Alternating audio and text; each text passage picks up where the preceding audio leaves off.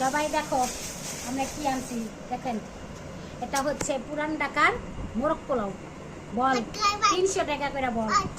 350। 350, sorry ভুল। এ দেখেন 350 টাকা বল। বলটা দেখেন না কত বড়, 10 জন খেতে পারবে।